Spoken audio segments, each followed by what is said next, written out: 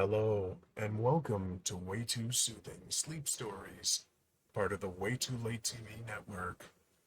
I'm Sam, your host, and today we'll be reading Anne of Green Gables by Ella Montgomery, Chapter 21, A New Departure in Flavorings. Dear me, there is nothing but meetings and partings in this world, as Mrs. Lynde says, remarked Anne plaintively, putting her slate and books down on the kitchen table on the last day of June and wiping her red eyes with a very damp handkerchief.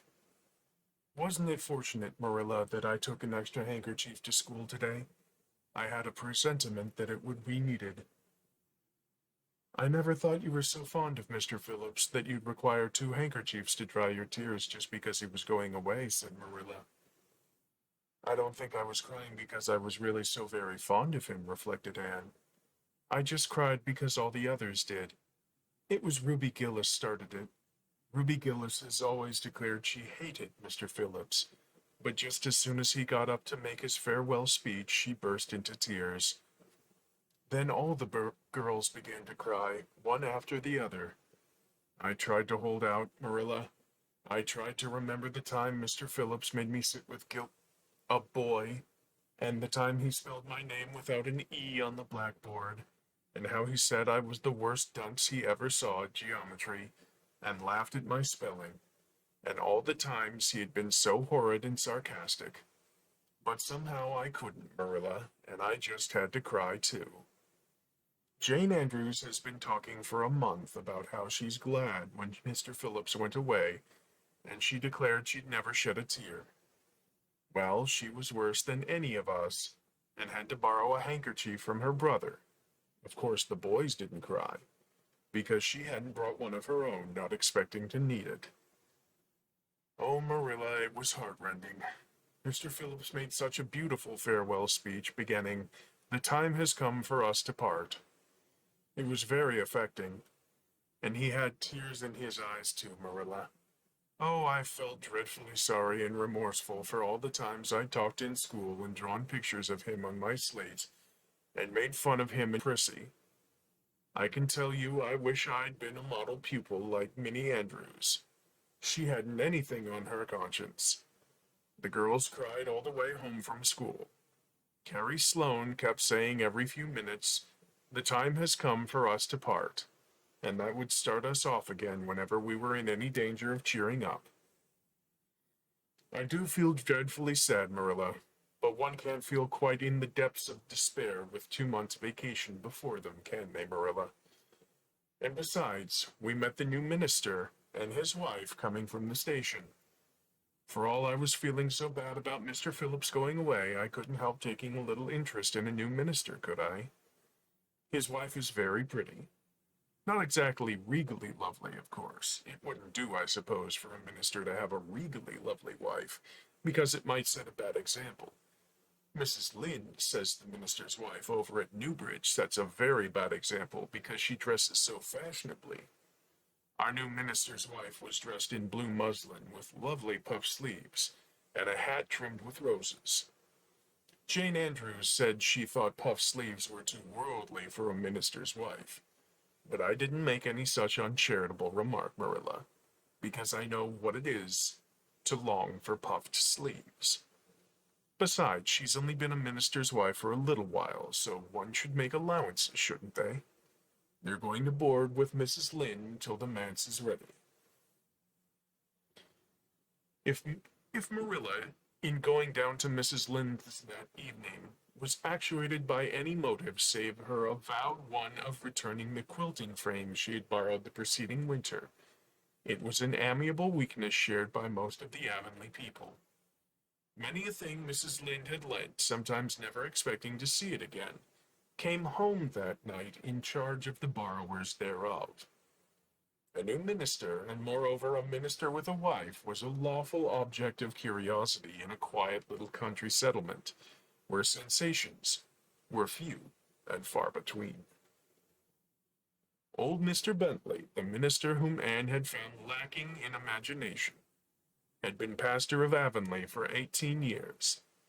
He was a widower when he came and a widower when he remained, despite the fact that gossip regularly married him to this, that, or the other one every year of his sojourn.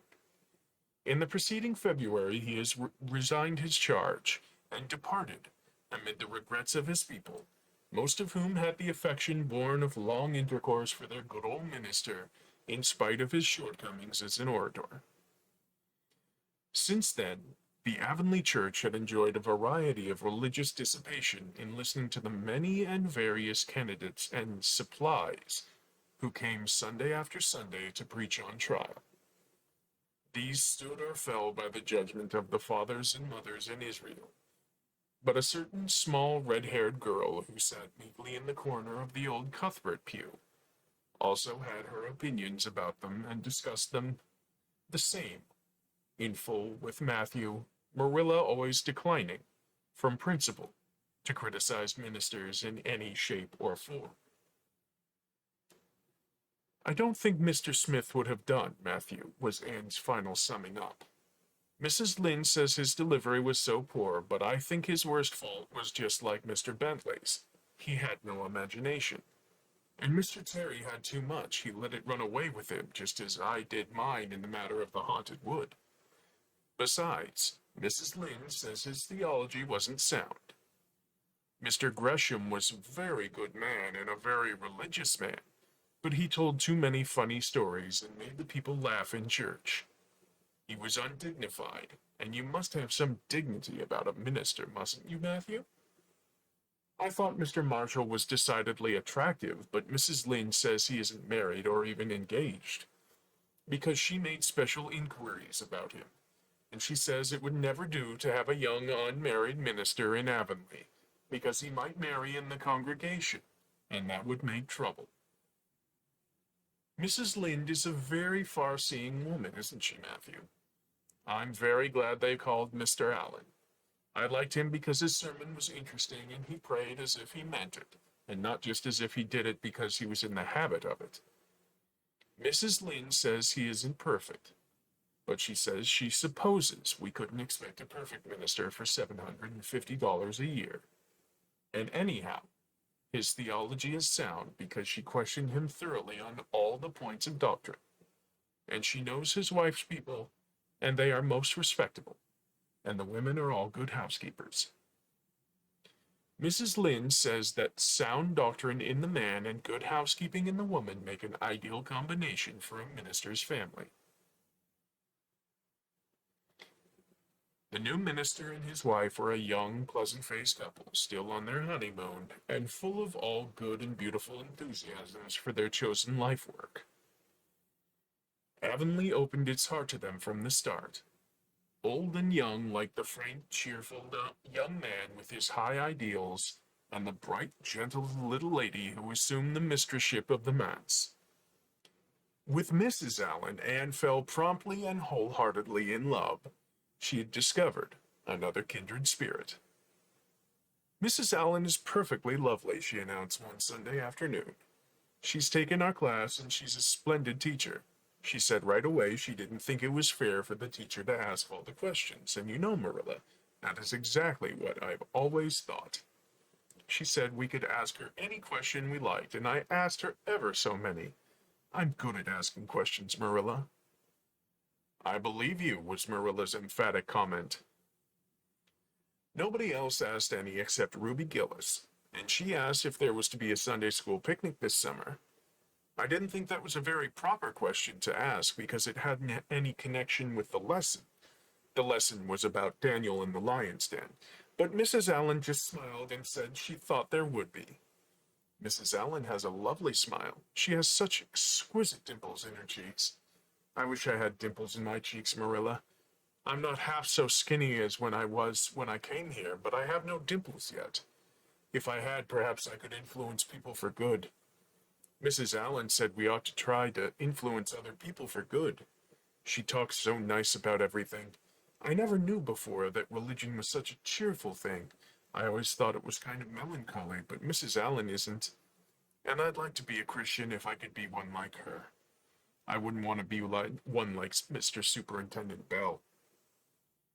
It's very naughty of you to speak so about Mr. Bell, said Marilla severely. Mr. Bell is a real good man.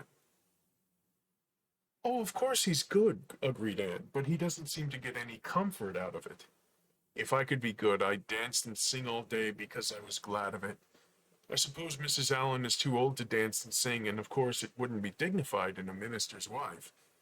But I can just feel she's glad she's a Christian and that she'd be one even if she could get to heaven without it. I suppose we must have Mr. and Mrs. Allen up to tea someday soon, said Marilla reflectively. They've been most everywhere but here. Let me see, next Wednesday would be a good time to have them.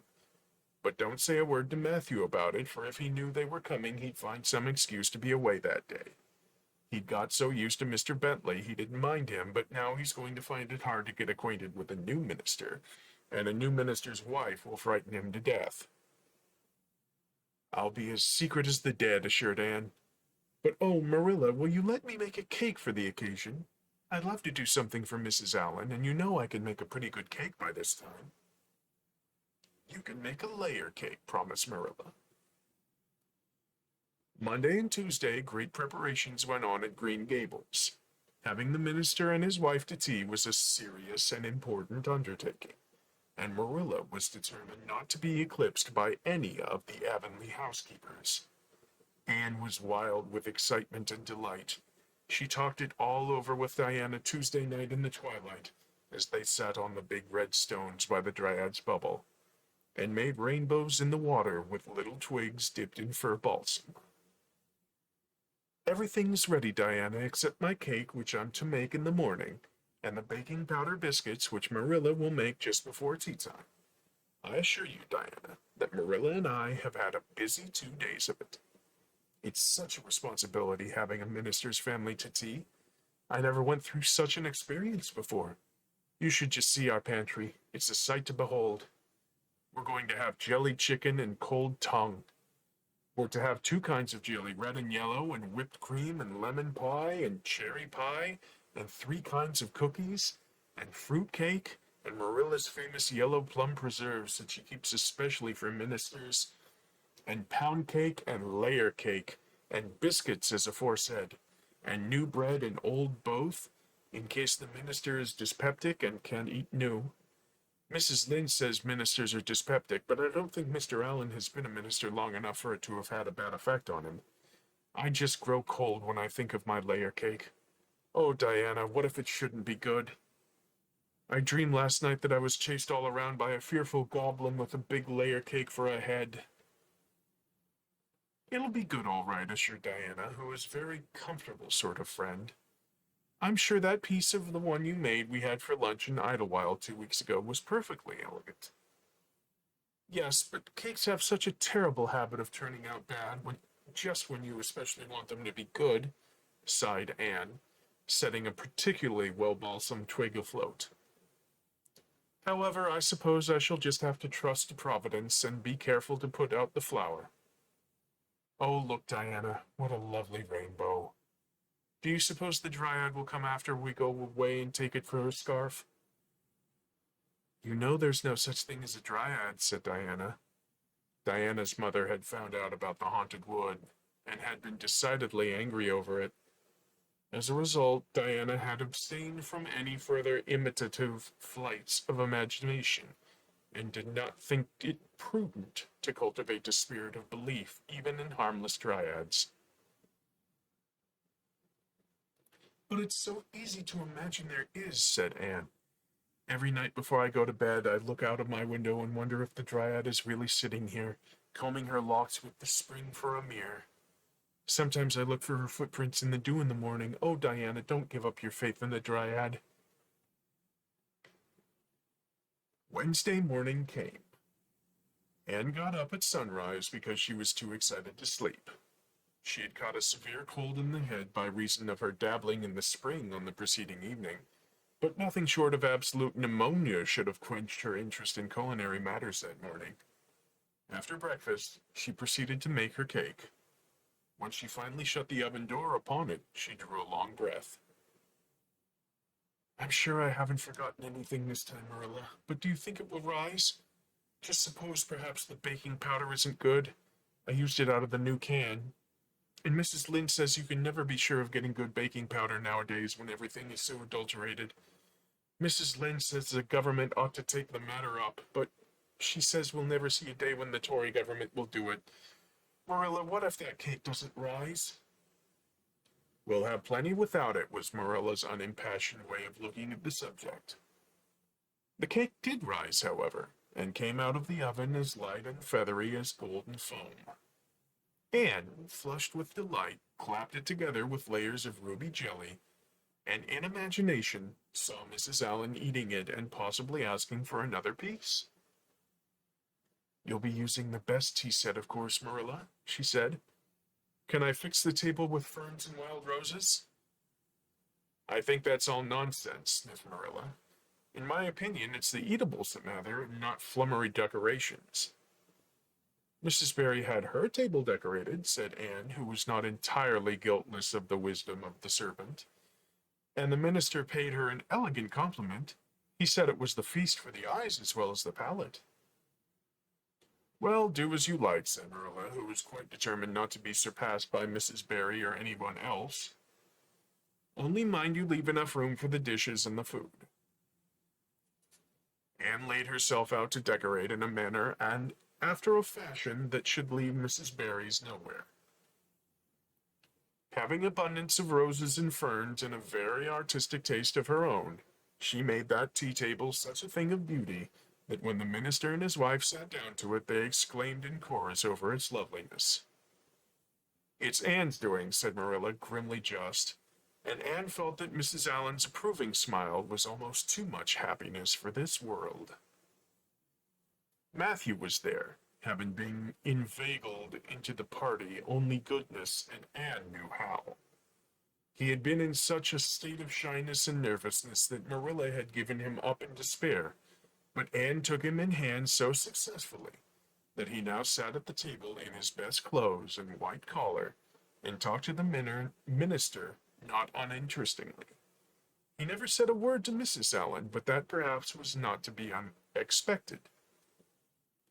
All went merry as a marriage bell until Anne's layer cake was passed. Mrs. Allen, having already been helped to a bewildering variety, declined it. But Marilla, seeing the disappointment on Anne's face, said smilingly, "Oh, you must take a piece of this, Mrs. Allen. Anne made it on purpose for you." "In that case, I must sample it," laughed Mrs. Allen, helping herself to a plump triangle, as did also the minister and Marilla. Mrs. Allen took a mouthful of hers, and a most peculiar expression crossed her face. Not a word did she say, however, but steadily ate away at it. Marilla saw the expression and hastened to taste the cake. "Anne Shirley," she exclaimed, "what on earth did you put into that cake?" "Nothing but what the recipe said, Marilla," cried Anne with a look of anguish. "Oh, isn't it all right?" "All right? It's simply horrible. Mrs. Allen, don't try to eat it. Anne, taste it yourself. What flavoring did you use?" "Vanilla," said Anne, her face scarlet with mortification after tasting the cake. "Only vanilla. Oh, Marilla, it must have been the baking powder. I had my suspicions that baking powder fiddlesticks. Go bring me that bottle of vanilla you used." Anne fled to the pantry and returned with a small bottle partially filled with a brown liquid and labeled yellowly, "Best Vanilla." Marilla took it, uncorked it, smelled it. "Mercy on us, Anne, you flavored that cake with anodyne liniment. I broke the liniment bottle last week and poured what was left into an old empty vanilla bottle. I suppose it's partly my fault. I should have warned you, but for pity's sake, why couldn't you have smelled it?" Anne dissolved into tears under this double disgrace. "I couldn't. I had such a cold." And with this she fairly fled to the gable chamber, where she cast herself on the bed and wept as one who refuses to be comforted. Presently, a light step sounded on the stairs, and somebody entered the room. "Oh, Marilla," sobbed Anne without looking up, "I'm disgraced forever. I shall never be able to live this down. It will get out. Things always do and get out in Avonlea. Diana will ask me how my cake turned out, and I shall have to tell her the truth. I shall always be pointed out as the girl who flavored a cake with anodyne liniment. The boys in school will never get over laughing at it. Oh, Marilla, if you have a spark of Christian pity, don't tell me that I must go down and wash the dishes after this. I'll wash them when the minister and his wife are gone, but I cannot ever look Mrs. Allen in the face again. Perhaps she'll think I tried to poison her. Mrs. Lynde says she knows I'm an orphan girl who tried to poison her benefactor. But the liniment isn't poisonous. It's meant to be taken internally, although not in cakes. Won't you tell Mrs. Allen so, Marilla? Suppose you jump up and tell her yourself, said a merry voice. Anne flew up to find Mrs. Allen standing by her bed, surveying her with laughing eyes. My dear little girl, you mustn't cry like this, she said, genuinely disturbed by Anne's tragic face. Why, it's all just a funny mistake that anybody might make. Oh no, it takes me to make such a mistake, said Anne forlornly, and I wanted to have that cake so nice for you, Mrs. Allen. Yes, I know, dear, and I assure you I appreciate your kindness and thoughtfulness just as much as if it had turned out all right. Now you mustn't cry any more, but come down with me and show me your flower garden. Miss Cuthbert tells me you have a little plot all your own. I want to see it, for I'm very much interested in flowers. Anne permitted herself to be led down and comforted, reflecting that it was really providential that Mrs. Allen was a kindred spirit. Nothing more was said about the liniment cake, and when the guests went away, Anne found that she had enjoyed the evening more than she could have expected, considering that terrible incident. Nevertheless, she sighed deeply. Marilla, isn't it nice to think that tomorrow is a new day with no mistakes in it yet? I'll warrant you'll make plenty in it, said Marilla. I never saw you beat for making mistakes, Anne. Yes, and well, I know it, admitted Anne mournfully, but have you ever noticed one encouraging thing about me, Marilla? I never make the same mistake twice. I don't know as that's much benefit when you're always making new ones. Oh, don't you see, Marilla? There must be a limit to the mistakes one person can make, and when I get to the end of them, then I'll be through with them. That's a very comforting thought. Well, you'd better go and give that cake to the pig, said Marilla. It isn't fit for any human to eat, not even Jerry Boot. And that's chapter 21, A New Departure in Flavorings. Please join me at waytoolatetv.com, right there, for all your Way Too Late TV needs. I'll be back next time with more Way Too Soothing sleep stories. I'm Sam. Good night, my night owls. Sleep well when you get there.